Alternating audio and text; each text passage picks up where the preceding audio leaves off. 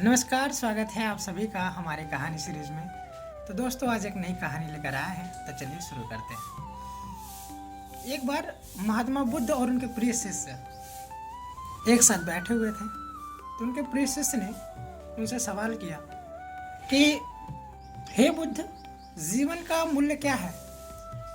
तो महात्मा बुद्ध ने कुछ कहा नहीं, अपने थैले से एक चमकीला पत्थर उसके हाथ में रख दिया और उससे कहा कि इसको बाजार में ले जाओ और इसकी कीमत लगाना, इसकी कीमत पूछना, और परंतु इसको बेचना मत। वो उसको समझ में तो नहीं आया कि ये बुद्ध क्या कहना चाह रहा है, परंतु उसने वो पत्थर लिया और बाजार के लिए निकल गया। वो बाजार में गया और अमरूद वाले के पास गया। अमरूद वाले ने कहा कि ये पत्थर मुझे दे दो और इसके बदले तुम मुझसे 5 अमरूद ले लो।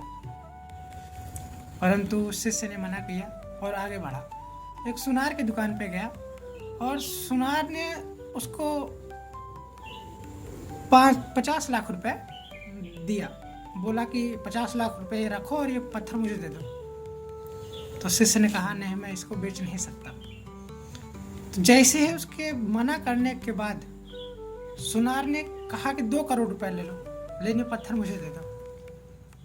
अब उसे समझ नहीं आ रहा था। फिर आगे बढ़ा, मना करके कि नहीं बेच सकता। आगे बढ़ा, एक जौहरी की दुकान पे गया। जौहरी ने जैसे ही उस पत्थर को देखा, वैसे एक लाल कपड़ा बिछाया, उस पर पत्थर को रखा और उसने परिक्रमा की उस पत्थर की। और उसने पूछा कि तुम्हें ये रूबी मिली कहाँ? जो रूबी है वो कहाँ पे तुम्हें मिली?